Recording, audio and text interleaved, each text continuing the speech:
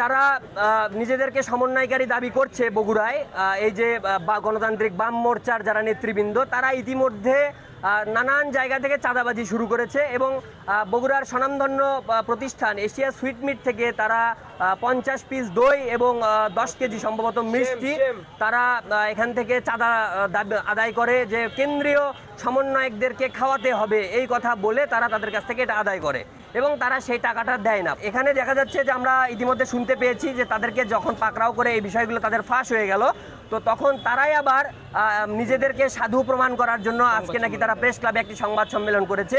এটা দেখার পরে আমাদের বিদায়ী ফ্যাসিস্ট শেখ হাসিনার কথা মনে পড়ে গেল, যে তারাই সর্প হইয়া দংশন করে, ওঝা হইয়া যারে, তারা নিজেরাই অপকর্ম করে, আবার সেই অপকর্ম ঢাকার জন্য তারা আবার নিজেরাই সংবাদ সম্মেলন করে, নাকি কান্নাকাটি করে। তো এই যে ব্যক্তি, তাদের বিষয়ে আমাদের বগুড়াবাসীকে সচেতন থাকার জন্য আমরা অনুরোধ জানাচ্ছি।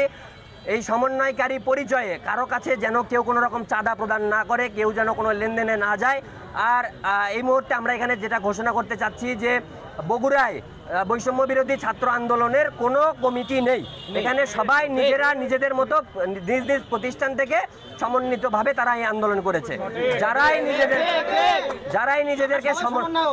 যারাই নিজেদেরকে সমন্বয়কারী হিসেবে দাবি করছে তারা মূলত ফরিয়া, ফটকা এবং প্রতারক। একটা গণ অভ্যুত্থানের মধ্য দিয়ে একটা ছাত্রদের একটা জয় হয়েছে, আপনারা সবাই জানেন। এখানে আমাদের বগুড়াবাসী সহ সারা বাংলাদেশের ছাত্র জনতা এবং ছাত্রদের পাশে জনতা একাতারে নেমে এসেছিলেন। তাদের অবদান আমাদের থেকে শত গুণ বেশি। আমরা বলছি যে একটা বিতর্কের অবস্থান তৈরি হয়েছে শহরে, কিন্তু এটার তাৎক্ষণিকভাবে সমাধান আমাদের হাতে নেই। কোনো একটা কুচক্রী মহল আমাদেরকে নানাভাবে দ্বিধায় ফেলছে, প্রশ্নের সম্মুখীন করছে এবং আমাদের নাম ব্যবহার করে তারা বিভিন্ন জায়গাগুলোতে, বিভিন্ন প্রতিষ্ঠানগুলো থেকে চাঁদা সংগ্রহ করছে এবং মেডিকেলের মতো জায়গায় একজন বিসিএস ডক্টরকে তারা আহত করেছে, তারা মারধর করেছে এবং বিভিন্ন জায়গায় হুমকি ধামকি চাঁদাবাজি করছে। আমরা বলছি যে দৃঢ়তার সাথে আমরা আজকে বগুড়াতে যে বৈষম্য বিরোধী ছাত্র আন্দোলনের পক্ষে যে কমিটি গঠন করা হয়েছিল কেন্দ্রীয় সমন্বয়ক মাহিন ভাইয়ের মাধ্যমে দিয়ে গত জুলাইয়ের 15 তারিখে, যেটা 16 তারিখে পাবলিশড হয় এবং 15 তারিখে যে তালিকাটা গঠন করা হয় বগুড়ার। আমরা আরও বলছি যে এইটা ছাড়া বগুড়াতে আর কোনো কমিটি নেই।